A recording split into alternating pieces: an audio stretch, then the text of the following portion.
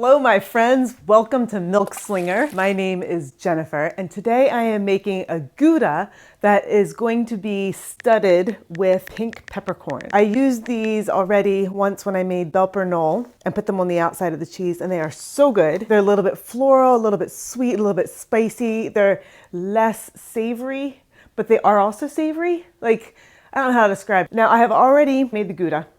It's in the kettle. It's ready to have the whey poured off and then be milled with the peppercorns. I did not show you the whole process because I am tired of showing you the whole process for making Gouda. I've made so many Goudas before on this channel. I figure you're all smart people and you can go look at those videos if you want to watch it or just make your own Gouda, whatever recipe you want, and then put peppercorns in. But I do not want to spend the time filming all the time. Gouda, Gouda, Gouda, Gouda. So anyway, I'm not sure how many peppercorns I should use because normally it's 1 teaspoon, 2 teaspoons per gallon of milk. It depends on how strong you want it. I'm gonna go with a lesser amount just because this is a new flavor and I'd rather it be subtle than overpowering. I'm also not going to sterilize these because I don't want to. I think they're clean enough, which might be a mistake. And I'm also not going to be crushing these too much. So let's say I use about 1/4 cup. I'm doing a tablespoon for every 2 gallons of milk. I don't want to crush all of them. Let's just crush some of them. These aren't actually seeds, they're berry. And if I eat these right now, they're not hard. Woo! That's like, spicy. The outside shell is papery, like that. And then you get the inside peppercorn, which is a little bit more blackish. So I'm just going to kind of break these up a little bit just to get them going.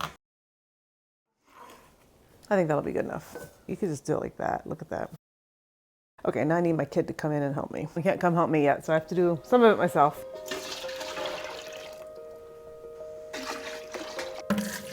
See, hole from the bottom and pour. That's good. Thank you. So here's the curd, and we're gonna mill in the peppers. I may have just ruined the cheese. Nah, I don't think so. So this is the stage at which you can add caraway or fenugreek or cumin or black pepper or red pepper or mustard seeds. You can add so much stuff to a Gouda and just continually have a variety of cheeses. The harder seeds you can boil ahead of time, or if you just put them in raw over a month or so, they will soften in the cheese themselves. So there we go. It's not that many. It smells spicy and floral. A little bit sweet and fruity. See if I can taste it. Not really. Looks like I'm bleeding. Oh, I just got a bite there. Oh, yeah, this cheese might be bad. We will find out. Load it into the press. Thunk. Now you want to see inside here. It's all the curd. It's all peppery and pretty. Oh, I hope it tastes good. And right now I'm just going to put this cloth down on it and just kind of press it occasionally for the next 5 minutes or so until it kind of settles into the press. And in the meantime, I'll clean things up. All right, so it has settled a bit. I'm going to take this out. It looks like funfetti. That's what it reminds me of. Funfetti. So sweet and cute. So that's just a light pressure. It says 40 pounds. Oops, it's not even in there all the way. This is sliding forward too much. I need to just push this whole thing back a bit. Oh, it says 50 pounds, but it's going to drop over the next few minutes. I'll come back and turn this in about half an hour probably. So nice. Smooth out the cloth as best you can. Check the bottom to make sure it's good. Pop it back in. And then I always like open the cloth up and make it in a single layer over the top. Try to get as many of the wrinkles out as possible. And then you scrunch that down in, pull this back up over and pop it back in the press. I'm gonna continue along at kind of medium pressure, 50 pounds-ish or so for a couple more hours. And then I'll come back and flip it again. Yep, I smell those peppercorns. It's amazing.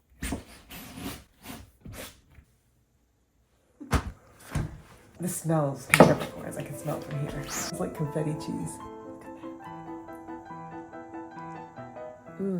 8.5 pounds. It's pretty good.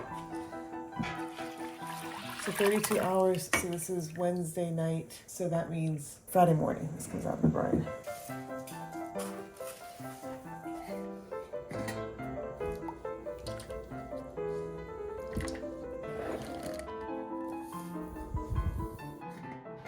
Oh, I smell it from here. It is a really strong pepper smell, much stronger than the black pepper cheeses that I made or red pepper cheese. This has such a hit of floral notes that really travels. And this is the 200th cheese. And the fact that it looks like funfetti, I think is quite fitting. Like Wheel of Cheese is recorded. I've made more than that.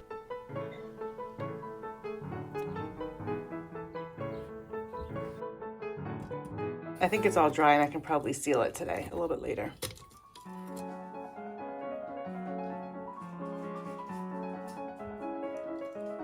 Smells peppery.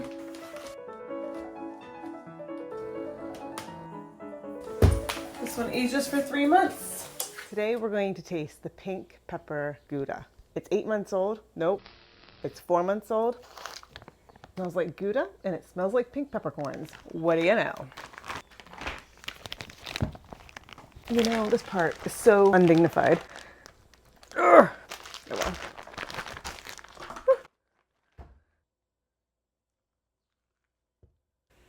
You always get a better smell on the inside. It looks really pretty. These dips are from where it was in the divots in the cheese cave. Well, let's just taste this. It looks just like a Gouda, same texture. The pink pepper shines through. That is unique. That pink pepper, it tastes like pink pepper. The Gouda is super creamy, super soft. It's really a lovely cheese. That's delicious. Okay, here's a bigger chunk of peppercorn. I like it. There's that floral flavor, which is pretty strong. There's not like a bite. It's not like a peppery bite, like heat. You know, I wonder if this would be the type of cheese that people who are used to like rose water, desserts or sweets, maybe a East Indian type thing. Like I wonder if this type of flavor would be a profile that would be familiar and really pleasing. It's pleasing to me. It's just not one I'm accustomed to. I'm excited to see what the rest of the family says. I need to take some out to them and see what they think. You're my first victim. Will you tell me what you think about this cheese? No, don't give him any of my cheese. I think he likes it. Spicy. What do you think?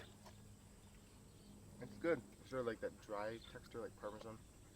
I think it's creamy. Oh my goodness, you're Creamy, desperate, buddy. Do you like it? Yeah, it's good. You're my next victim. Can you please taste some cheese? Tastes like cheese. I need more of an opinion. Take another bite. What is it? It's Gouda with pink peppercorns in. I just got a peppercorn. What do you think? I don't like that. You spit out my cheese. This is pink peppercorn. Okay, taste this then. I'm done. Do you like it? Maybe. You just spit it out.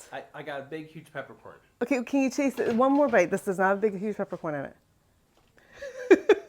It's too big. The peppercorn's too big. Do you like the flavor? Yeah, wrong with peppercorns. Okay, but aside from the peppercorn itself, you like the flavor?